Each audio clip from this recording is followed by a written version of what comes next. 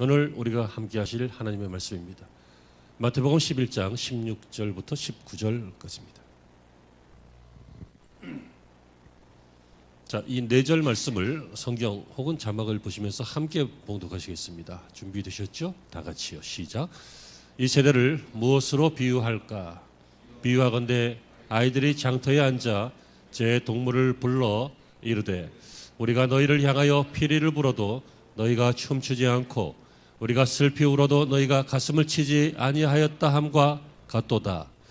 요한이 와서 먹지도 않고 마시지도 아니하매 그들이 말하기를 귀신이 들렸다 하더니 인자는 와서 먹고 마시매 말하기를 보라 먹기를 탐하고 포도주를 즐기는 사람이요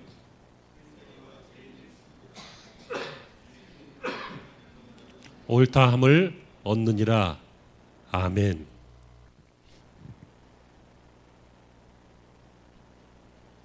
할렐루야. 좋은 주일 되시길 바랍니다. 저와 여러분은 무엇입니까? 시작. 당신은 축복의 원년의 주인공입니다. 하고 계시는 겁니까? 네. 저희가 어릴 때는요, 교회에서 문학의 밤 같은 거 하고 또 크리스마스 때 발표회도 하고 그랬는데 그때 연극을 많이 했습니다.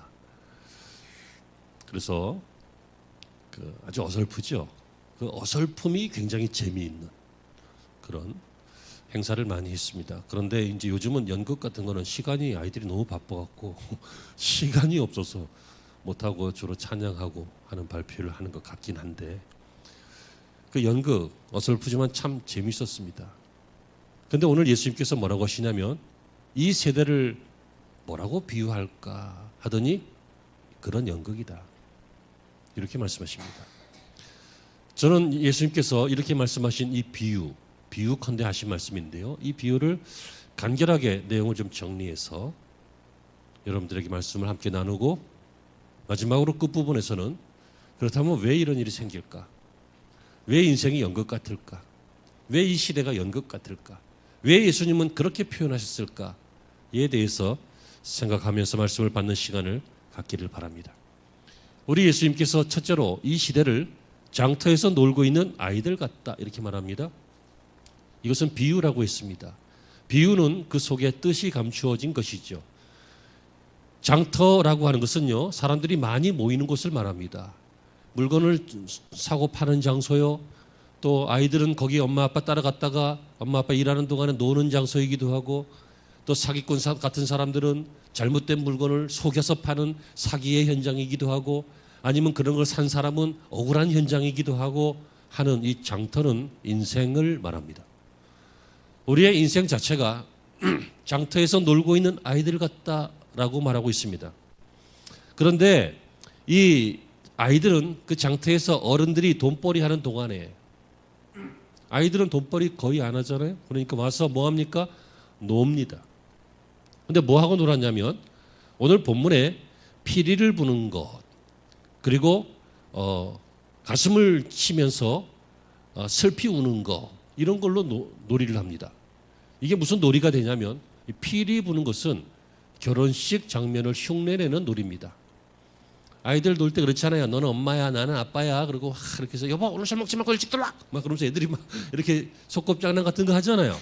그거 하듯이 이 결혼식 장면을 막 흉내냅니다. 왜냐하면 부모님이나 어른들 따라서 결혼식 가보니까 신기했거든. 재미있었거든.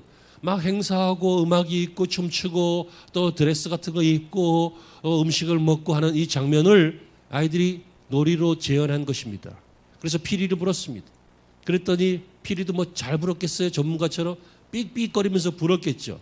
그랬더니 같이 놀던 동무가 그 소리에 맞춰서 막 춤추면서 결혼식 할 때 그 사람들처럼 했어야 되는데 안 했습니다.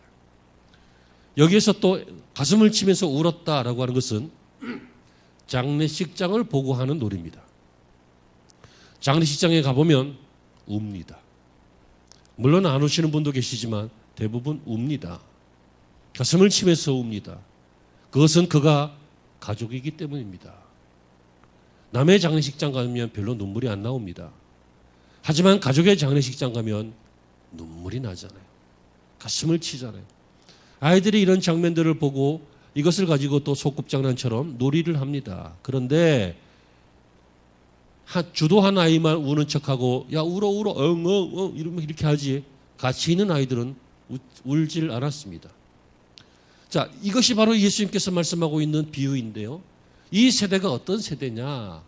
이 장터에서 놀고 있는 아이들 같은 세대다라고 하는 말입니다. 여러분, 아이들 같다 무슨 얘기예요? 실제로 장례식을 치르는 것이 아니라는 거예요. 실제로 결혼식을 하고 있는 것이 아니라는 거예요. 이 아이들 지금 놀고 있다는 거예요. 장난치고 있다는 거예요. 사실이 아니라는 거예요. 연극하고 있다는 거예요. 여러분, 아이들이 연극하는 것이 무슨 잘못입니까? 그건 잘못 아니에요. 하지만 예수님의 이 비유는 이 세대를 무엇으로 비유할고 이 세대가 연극하고 있다는 거죠. 여러분, 두 번째로 우리 예수님께서 7절에 우리가 너희를 향하여 피리를 불어도 너희가 춤추지 않고 우리가 너 슬피 울어도 너희가 가슴을 치지 아니했다 함과 같다 라고 하는 말, 이 말은 이 아이들의 인생이 연극 같은 인생이었기 때문입니다. 다시 말하면 실제를 체험해 보지 못하고 실제 의미를 보기는 봤지만 알지 못하고 느껴보지 못하고 흉내내고 있다는 것입니다. 그러므로 이 세대가 어떤 세대일까? 연극하고 있는 아이들 같은 세대다라고 하는 첫 번째 그 말이고, 두 번째는 흉내내고 있는 세대다 그 얘기예요. 실제가 뭔지 모르면서 실제하고 비슷하게 흉내내고 있다는 거예요. 방금 말씀드린 바와 같이 이 아이들은 결혼식 장면을 흉내내었습니다. 그래서 결혼식 비슷하게 해보려고 했지만 그 즐거움은 느끼지 못했습니다. 이 아이들은 장례식 장면을 흉내내 보았습니다. 하지만 장례식 장면을 흉내만 냈지 그 가슴치며 슬피 우는 그 아픔은 경험해 보지 못했습니다. 그래서 이 아이들의 역할은 다 사실이 아니라 연극이었고 실패였습니다. 그 이유는 첫 번째는 이 사람들이 아이들이었기 때문입니다. 아이들이었기 때문입니다. 아이들이었기 때문이라니까요. 애기 때문입니다. 여러분, 이것은 아이들을 향한 말이 아니잖아요. 우리 예수님께서 우리를 향한 말씀이잖아요. 이 세대를 무엇으로 비유할고? 아이들이다. 두 번째는요, 당연히 아이들이기 때문에 실제를 모른다. 그래서 연극하고 있다. 이것이 주님의 평가입니다. 이 내면을 들여다보니까 이 평가가 굉장히 가슴이 아픕니다. 주님께서 당시에 바리새인들에게 하신 말씀입니다. 당시의 종교 지도자와 당시 유대인들에게 하신 말씀이 너희들의 신앙생활이 그리고 전반적인 인생이 장터에서 놀고 있는 아이들 같다. 그리고 그 아이들의 결혼식과 장례식을 흉내내는 모습 같다라고 하는 것입니다. 결론입니다. 결국 예수님께서 바리새인들의 종교를 연극이다 이렇게 표현한 것입니다. 바리새인들의 신앙을 아이들의 장난이다 이렇게 표현한 것입니다. 더 노골적으로 이야기하면 예수님께서 당시에 바리새인들에게 너 신앙 가짜다 이렇게 말씀하신 것이고, 그래서 회칠한 무덤이요. 회칠한 무덤이 뭡니까? 겉으로는 깨끗해 보이려고 회를 뿌려놓고 그랬지만 그 안에는 썩어 들어가는 것이죠. 그러면서 마지막으로는 뭐라고 하시냐면 이런 애들이기 때문에 진리도 가짜인 줄 안다. 진짜도 가짜인 줄 안다. 이렇게 말합니다. 18절 이하예요. 요한이 와서 먹지도 않고 마시지도 아니하며 그들이 말하기를 귀신 들렸다. 이렇게 말합니다. 요한은요, 세례 요한을 말합니다. 세례 요한이 와서 광야에서 먹지도 마시지도 않고 메뚜기와 석청 같은 걸로 근근히 살아가면서 말씀을 전했습니다. 그랬더니 요한을 향해서는 뭐라고 했다고요? 저 인간 저거 귀신 들렸다. 그러면서 인자는 와서, 이거 예수님은 와서 먹고 마심에 뭐라고 합니까? 먹기를 탐하고 포도주를 즐기는 사람이요 세리와 죄인의 친구다. 안 먹어도 욕하고 먹어도 욕하고. 너희들은 욕밖에 모르냐는 거예요. 왜 그래요? 너희들이 연극하고 있고 너희들이 아이기 때문에 진짜를 봐도 진짜인 줄 모르고 가짜인 줄 알고 있다. 그 얘기예요. 여러분, 이 세상이 그렇잖아요. 세례 요한은 정말 참으로 애곡하는 사람이었습니다. 회개하라, 천국이 가까워왔다. 이것이 그의 설교의 주제였습니다. 요즘 교회에서 회개하라 이런 이야기를 많이 하지는 않는 것 같습니다.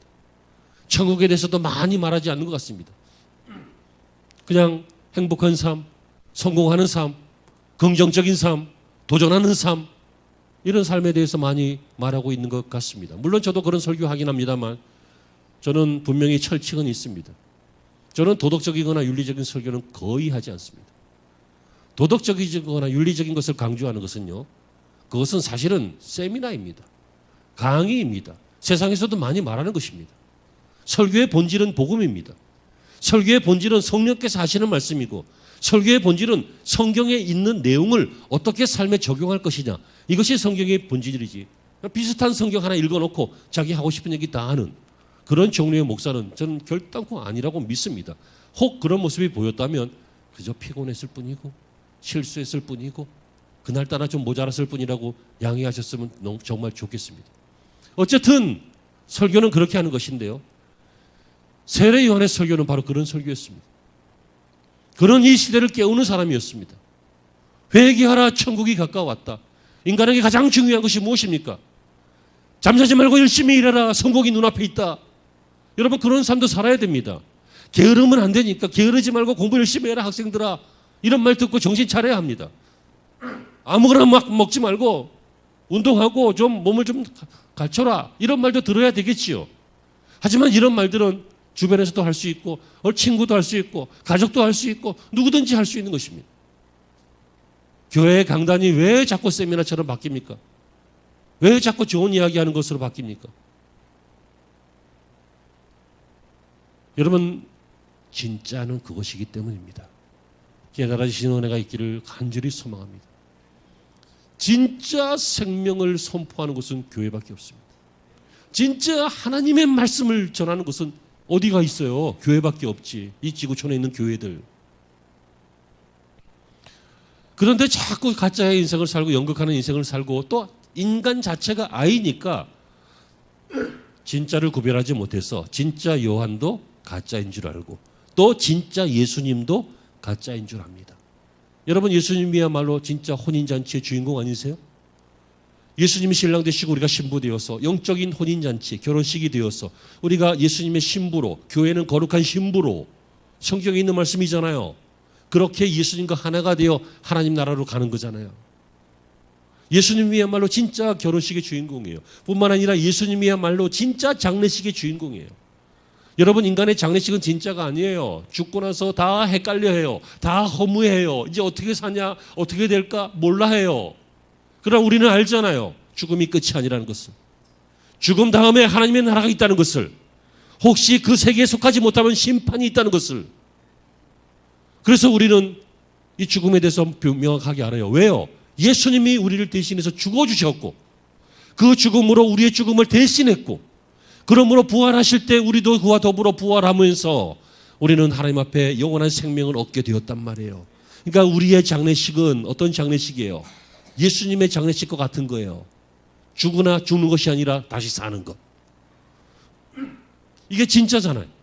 그런데 자기들은 다 가짜만 했고 의미를 모르니까 세례 요한도 가짜인 줄 알고 예수님도 가짜인 줄 알고 그렇잖아요. 그런데 예수님이 뭐라고 하십니까? 그래도 듣는 사람은 듣는다, 이렇게 말씀하십니다. 오늘 19절 하반절에 지혜는 그 행한 일로 인하여 옳다함을 얻느니라. 여기서 그 지혜는 예수님이십니다. 예수님은 그 행하신 일로 구원 사역으로 인해서 옳다함을 얻느니라. 믿을 사람들은 믿게 된다는 거예요. 아는 사람은 알게 된다는 거예요. 애들은 모르고 어른이 알게 된다는 거예요. 사랑하는 성도 여러분, 이것이 오늘 전반적인 내용입니다. 설교를 시작하면서 오늘 이 비유를 말씀하신 이 예수님의 내용이 이런 내용인데, 이것과 동시에 그렇다면 왜 사람들은 애들 같을까를 생각하겠다고 말씀을 드렸습니다. 그 이유는 이 세대의 표징은 교회를 보면 알 수 있기 때문입니다. 여러분, 세대가 소망이 있다, 이 말은 교회가 소망이 있을 때입니다. 세대가 소망이 없다. 이것은 언제나 인류의 역사를 봐도요.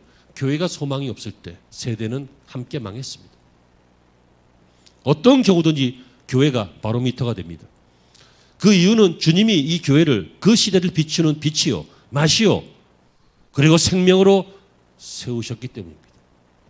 그래서 어떤 경우든지 세상은 어쩔 수 없이 연극하지만 가면 막 부장님이 야, 나 오늘 뭐 달라진 데 없냐? 그럼 찾아내야 돼. 반드시 이발하셨어요? 아니면 뭐 양복이 뭐 좀 피부가 좋아지시 운동하셨어요? 뭐 어떻게든지 찾아내야 돼. 그 집사님 본 모습 아니잖아. 세상에서는 어떻게든지 연극을 좀 할 수도 있잖아. 뭐 거짓말하는 거 아니라면, 범죄나 나쁜 짓 아니라면 그 정도 비유는 맞춰줄 수 있잖아. 그거 안 해요. 우리가 이 세상에서 연극을 하고 살아요. 가면을 쓰고 산다고 해요. 근데요, 이 세상은 그런 것들이 일반화되고 서로 통용되고 이해한다 할지라도 교회에서는 연극을 해서는 안 되잖아요. 왜요? 복음을 연극하면 구원 못 받잖아요. 주님의 사랑을 연극하면 사랑이 아니잖아요. 사랑한다고 말로는 했는데 연극이기 때문에 아닌 거잖아요. 내가 참고 인내하고 견디겠다 했지만 말뿐이면, 연극이면 못 견디잖아요. 여러분, 우리의 신앙생활에 관계된 것들은 전부 연극이 아니라 실제가 되어야 되잖아요.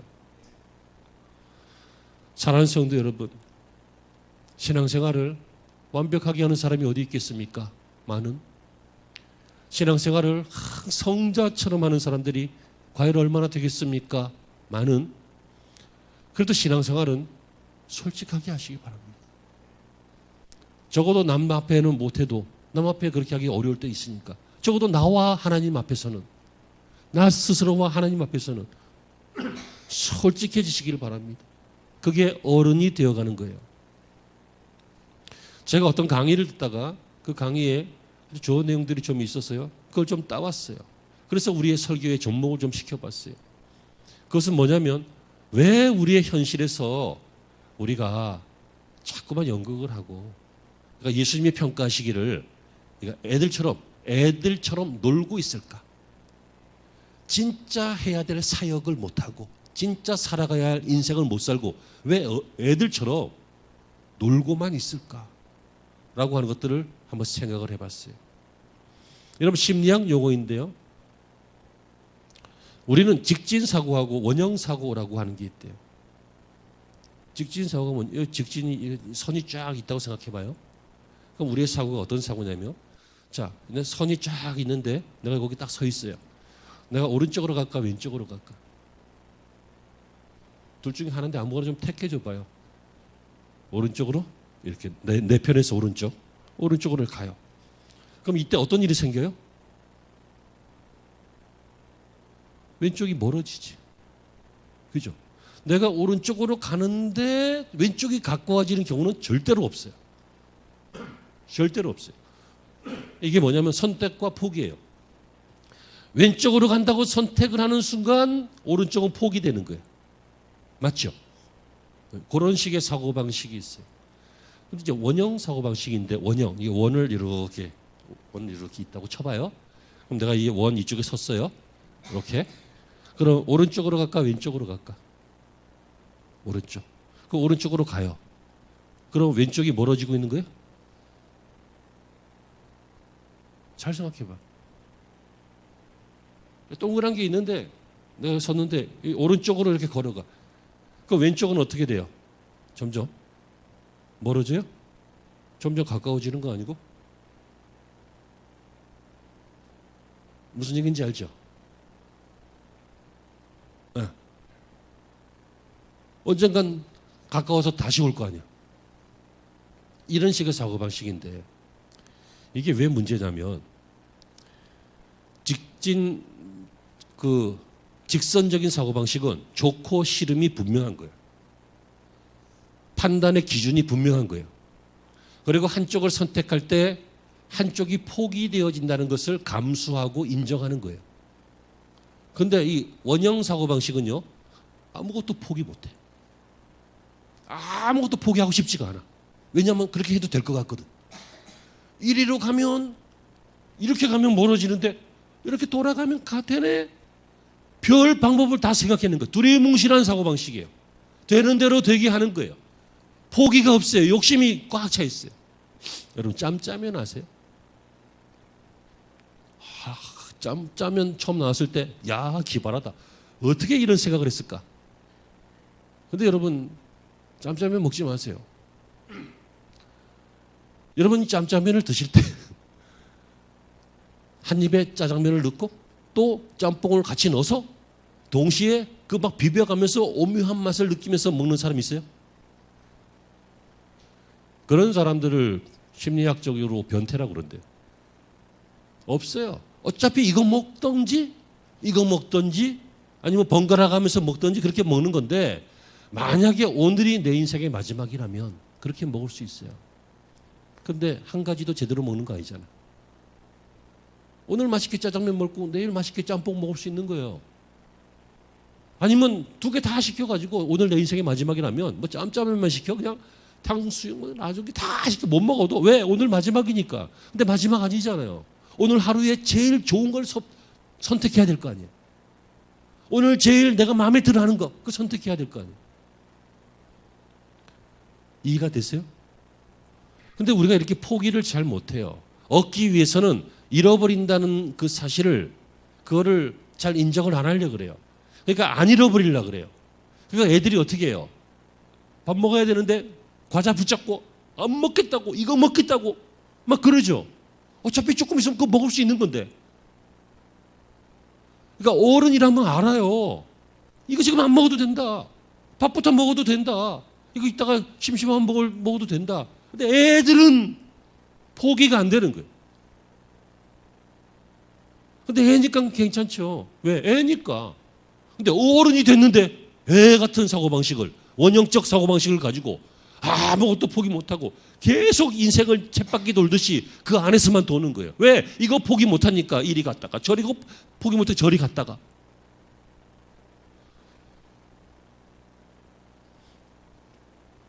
여러분 국영수를 잘하는 아이들이 인간성이 참 좋을까요? 말하기 좀 이상한 얘기인데요. 국영수를 잘하는 아이가 인간성이 좋은 게 아니라 인간성이 좋은 아이들이 국영수를 잘할 확률이 높아요. 왜요? 인간성이 좋다는 것은 일단 부모 말에 잘 순종할 거 아니야. 시키는 거 잘할 거 아니에요.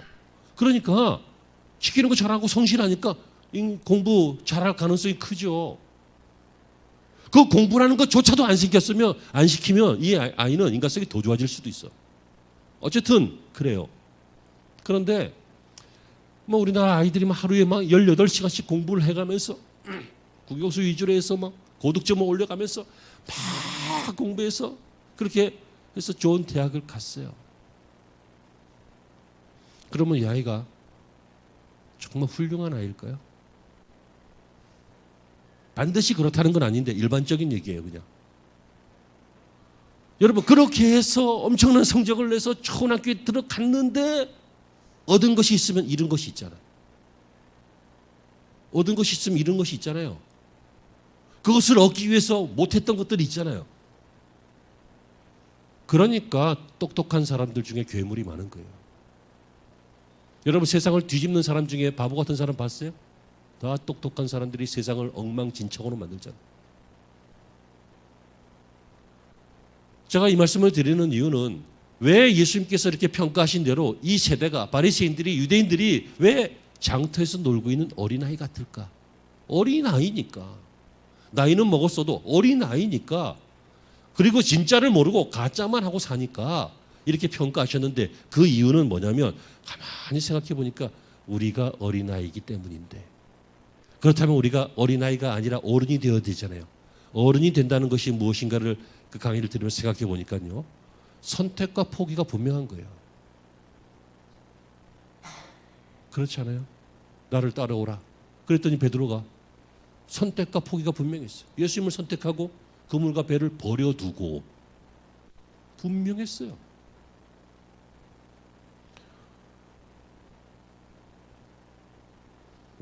우리가 잃어버리는 것들이 참 많아요. 내가 화면을 하나 준비했는데 화면을 한번 보시겠어요? 이것이 우리나라 종교 분포표입니다. 기독교가 19%, 한때는 25%까지 갔죠. 19%, 불교 15.5%, 천주교 7.9%, 기타 0.8%, 반 이상 무교. 이게 우리나라 종교 분포표예요. 자, 근데 보세요. 그러니까 자, 화면을 잠깐 더 보세요. 무교가 56%예요. 절반 이상이죠. 이걸 기억하세요. 됐어요. 유럽이나 이런 데는 대부분 이제 개신교고, 이탈리아, 스페인 이런 데는 이제 가톨릭이 좀 강하고, 미국 같은 것도 이제 개신교고. 근데 유럽에서는요, 종교 바꾸기가 굉장히 어려워요. 종교를 바꾸려면 가문을 등져야 돼. 왜냐하면 가문 대대로 가톨릭이야. 가문 대대로 기독교예요. 몇백 년 동안 그 집에서 태어났어요. 여러분, 우리는 모태신앙 이런 말 많이 듣잖아요. 실제로는 유럽 사람들이 거의 대부분 모태신앙이에요. 교회 안 나가지만 모태신앙. 그러니까 종교를 바꾼다는 게 굉장히 어려워요. 왜냐하면 그 사회가 수백 년 동안 그 종교였기 때문에 그 종교가 그 사회를 지배하고 있거든. 무슨 얘기인지 아시겠죠? 미국이란 나라가요, 많이 타락했지만, 많이 문제가 있지만, 그래도 청교도의 정신으로 세워진 나라이기 때문에 지금도 대통령 취임할 때 성경에 손을 얹고, 그리고 선서하고, 그리고 취임을 해요. 이것은 그 사람의 종교 때문이 아니에요. 그 종교가 그 사회를 지배하고 있기 때문에 그 사회의 지배는 사회 문화예요. 문화. 근데 이제 아까 보셨던 표 보시면 우리나라는 무엇이 지배하고 있어요? 아무것도 없음이 지배하고 있어요. 언뜻 보면 야, 이 종교가 다양하고 기독교, 천주교, 불교 각자 뭐 비슷하게 이렇게 잘 분포되어서 아무거나 선택할 수 있고, 그러니까 아무거나 선택하잖아. 그러니까 여기 갔다 저기 갔다 저기 갔다 여기 갔다 그러잖아요. 기독교에서 다른 데에서 기독교로 오신 분도 계시지만 기독교에서 다른 데로 가신 분들도 계세요. 특히 카톨릭으로 가시는 분들. 왜? 분위기가 좋다고. 불교로 가시는 분들도 꽤 있어요. 왜요? 심신이 건강해질 것 같다고. 이 말은 사회를 지배하는 종교가 없다. 이 말은요, 종교의 자유가 있다. 이 말이 아니라 그 사회에 지배 가치가 없다는 거예요. 그 사회를 지배하고 있는 어떤 가치가 없다는 거예요. 우리나라 조선시대에는 기독교하고는 맞지 않지만 우리나라 조선시대에는 조선시대를 지배하고 있는 가치가 있었어요. 그게 뭐예요? 질서지, 질서. 유교사회. 유교사회의 핵심이 뭐예요? 질서예요, 질서. 그래서 우리나라가 아주 세상 사람들 보면 이상할 정도로 질서를 중요시 여겨요. 술을 따라줘도 두 손으로 받아갖고 그냥 먹는 게 아니라 이렇게 먹어야 된다죠. 돌려서. 그래서 샌더슨 교수인가 어떤 교수가 한국 문화를 연구한 어떤 교수가 있는데 그분 강의를 보니까 외국 학생들 앞에서 이제 한국 문화를 가르쳐주면서 그 장면을 재현해 보는 거예요. 한국 학생들이 있으니까 와서 한번 해봐라. 한국에서 어떻게 하냐 그랬더니 너무 신기하고 너무 재밌어요. 그게 한국의 과거에 지배했던 지배 가치예요. 이 사회에 지배를 했던 어떤 문화 같은 거예요. 자, 이 말씀을 드리고 이제 말씀을 마무리하려고 그래요. 이 말씀을 드리는 이유는 여러분들을 지배하고 있는 가치가 뭡니까? 아까 보셨잖아요. 기독교 가치예요? 아니라니까. 유교 가치예요? 조선시대 끝나고 유교 문화 버린 지 좀 됐죠? 하지만 좀 남아있긴 하죠? 그래서 유교 가치 좀 있는 것 같아요. 그러나 가장 큰 가치가 뭐예요? 여러분들이 가지고 있는 가치가, 이 사회를 지배하고 있는 가치가 가치 없다라고 하는 가치예요. 51%, 56% 참 무종교. 이 사회는요, 다 애라는 얘기예요.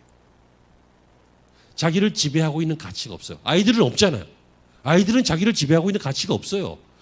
사춘기라는 게 있어요. 이 사춘기 때는요, 이 양적인 성장에서 질적인 성장으로 바뀌는 때예요. 몸이 막 컸어. 애 때 막 컸어. 근데 사춘기가 오니까 마음이 막 커지는 거야. 그러니까 몸이 크면서 막 성장통이 있는 것처럼 마음이 막 커지면서 마음이 막 혼란스럽고 마음이 막 주체를 못하겠고 막 그럴 때가 있어요. 이거 사춘기예요. 우리가 예수님을 믿었어요. 근데 예수님을 제대로 믿기로 하니까 그 다음에 어떤 일이 생겨요? 막 갈등이 생겨요. 다시 말하면 영적 사춘기가 와요. 아니 내가 교회만 다니고 끝나는 게 아니라 내가 인생을 이렇게 살아야 되네. 내가 인생을 그리스도의 모습으로 장성한 분량에 이르기까지 성장해야 되네. 내가 주어진 사명을 감당해야 되네. 내가 성지 같은 사람 맞아서 확 패버리고 싶은데 그렇게 안 해야 되네 하는 이런 것들이 막 생기면서 영적 갈등이 생겨요. 그게 사춘기예요. 그거 왜 와요? 어른이 되려고 오는 거예요. 그런데 그 사춘기에서 맨날 져버리는 거예요. 맨날 포기하는 거예요. 아니야, 애 때가 편했어. 애처럼 사는 게 좋아. 막 이렇게 하면서 어른 되기를 거부해요. 그러니까 나이는 먹었는데 늘 하는 짓이 애 같지. 오늘 아침에 교회를 오면서요, 우리 딸하고 몇 가지 얘기를 하다가 그런 얘기를 했어요. 판단하는 거 굉장히 쉬운 일이다. 왜요? 판단은 감정으로 하니까. 아, 좋다, 나쁘다, 싫다. 감정적인 거잖아요. 멋있다, 안 멋있다, 이쁘다, 안 이쁘다. 판단하는 거 다 감정적인 거잖아요. 누가 못해? 다 할 수 있는 거예요. 하지만 생각하는 건 좀 달라요. 생각을 깊이 하는 걸 묵상이라 그래요. 우리는 큐티라고도 하고 하나님의 말씀을 듣고 생각해 보는 것들을 말해요. 이 생각하는 것은 생각이 깊어지면 깊어질수록 철이 들고 깊어지면 깊어질수록 인격이 커지고 깊어지면 깊어질수록 신앙이 성숙해지는 거 아니에요? 생각을 많이 하면 많이 할수록 그 생각이 여러분들의 내면을 키워가는 거 아니에요? 맞지요? 애들의 생각은 당연히 짧지. 애들이 어떻게 국제정세를 정하겠어요? 애들이 어째 우리나라 경제 전망을 확실하게 이렇게 밝혀낼 수 있겠어요? 천재 몇 사람 빼고. 아이들은 당연해요. 하지만 어른들이 해야 되잖아요. 여러분 좀 영적 사춘기를 반드시 겪으시고 어른이 되시길 바랍니다. 선택과 포기가 분명해지시길 바랍니다. 감정으로 판단하지 말고 쉬운 걸로 판단하지 말고 깊이 생각하고 묵상할 수 있는 여러분들이 되시길 바랍니다. 화면이 하나 더 있는데 한번 보시겠어요? 이것은 우리나라 성형수술 비용인데 어디가 제일 높아요? 압도적으로 높아요. 우리나라가 제일 높아요. 10,000명당 898명. 굉장히 많아요. 하다못해 쌍꺼풀이라도 다 하잖아. 됐어요? 이 말은 성형이 좋다 나쁘다 이런 얘기 하려고 하는 게 아니에요.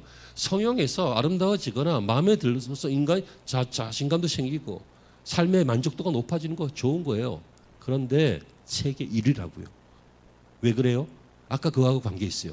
지배하고 있는 가치가 없기 때문에 그래요.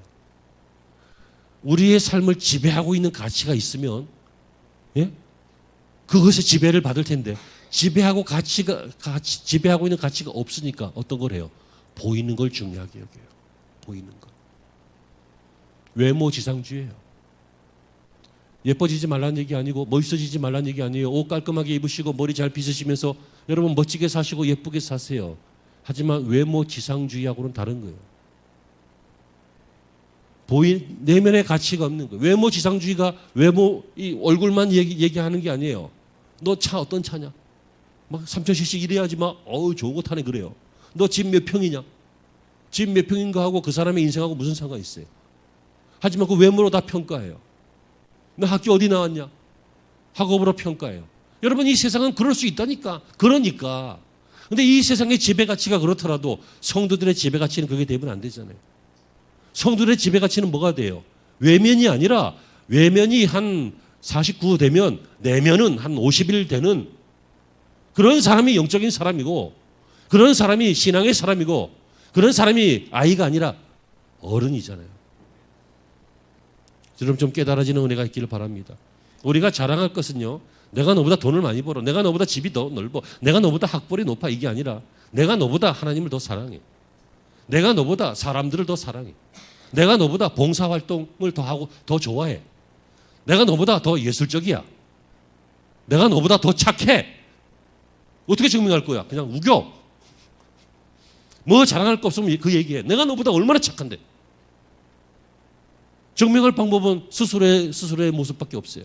다른 것들은 다 까면 나와요. 내가 너보다 좋은 차야. 까보면 나오지. 몇 cc 얼마짜리. 내가 너보다 집이 더 좋아. 까보면 나오잖아요. 하지만 내면적인 것은 까봐도 잘 안 나와요. 우리가 살아가면서 보여주는 거니까. 여러분 세상 사람들처럼 몇십 년 행복하고 영원히 망하지 마시길 바랍니다. 몇십 년 좀 어른스럽게 넉넉하게 연극하지 말고 솔직하게 그렇게 신앙생활 해 나가시면서 어른이 되었어. 아이에게 맡길 수 없었던 보물을 주님이 여러분들에게 맡겨주시길 바랍니다.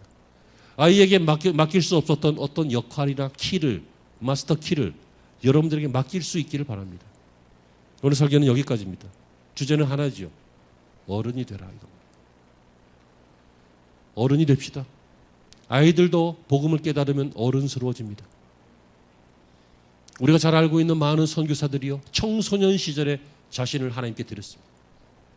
청소년 시절은 아이 시절이지만 인생에 가장 가치 있는 것이 무엇인가를 그들이 판단해서 하나님 앞에 자신을 드리기로 작정하고 자신을 드렸던 청소년들이 훗날 위대한 선교사요, 위대한 목회자요, 위대한 사회사업가요, 위대한 기업가가 된 경우들을 우리는 많이 봅니다. 제발 어른이 되십시오. 감정적으로 살지 마십시오. 손익을 따지면서 살지 마십시오.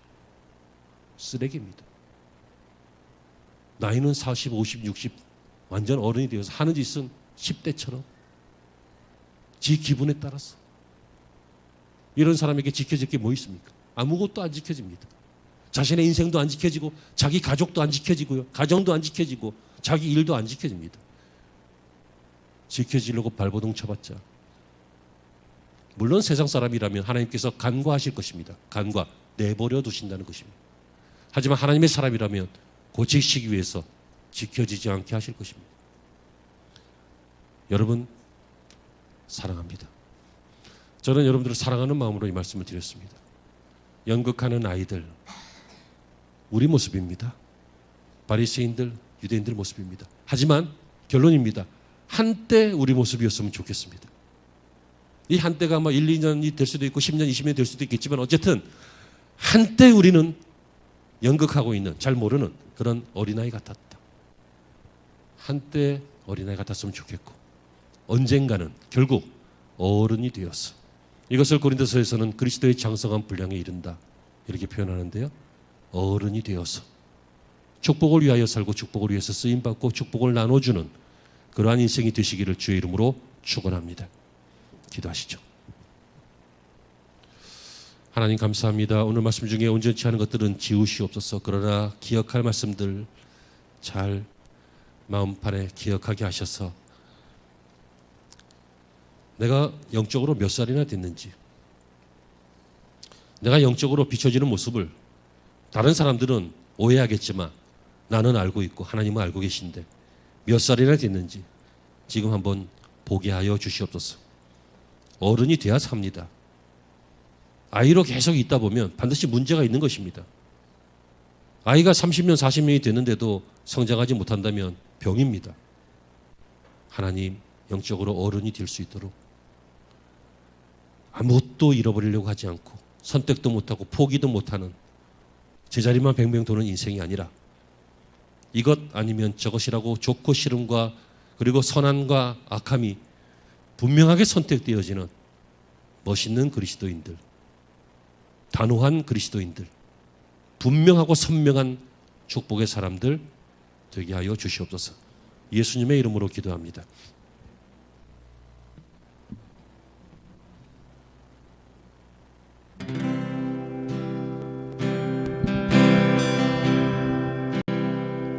아버지, 당신의 마음이 있는 곳에 나의 마음이 있기를 원해요. 아버지, 당신의 눈물이 고인 곳에 나의 눈물이 고이길 원해요. 아버지, 당신이 바라보는 영혼에게 나의 두 눈이 향하길 원해요. 아버지, 당신이 울고 있는 어두운 땅에 나의 두 발이 향하길 원해요. 나의 마음이 아버지의 마음 알아. 내 모든 뜻 아버지의 뜻이 될 수 있기를 나의 온몸이 아버지의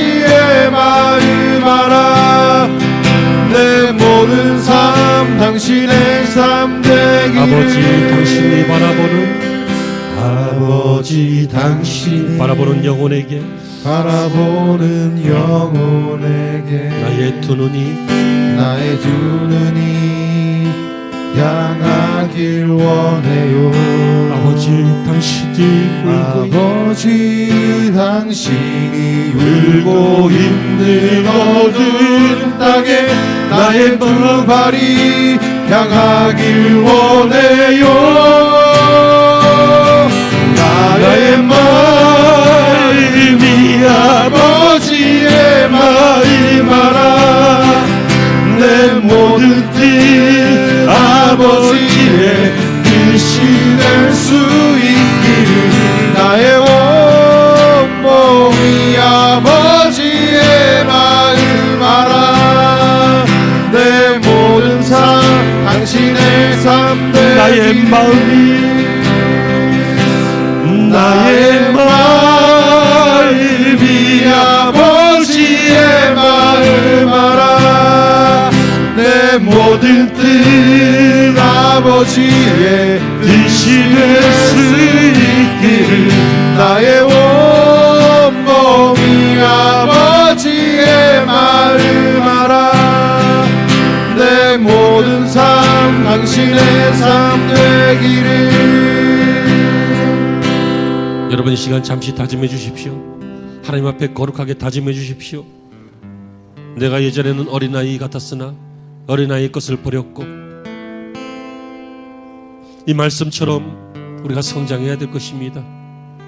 지금은 거울을 보는 것 같이 힘이 하나 장래에는 얼굴과 얼굴을 맞대어 볼 것이라. 그 나라를 생각하면서 주님 나라 가기 전까지 우리가 이 땅에서 보채고 울고 저지레하고 분탕질하고 이렇게만 살다가 갈 것이 아니라 장성한 어른이 되어서 하나님을 기쁘게 해드리고 하나님 앞에 쓰임받는 인생으로 살기를 원합니다. 이러한 다짐을 하나님 앞에 올려드릴 때에 하나님이 기뻐하실 줄로 믿습니다. 잠시 기도하시겠습니다. 살아계신 아버지 하나님 감사합니다.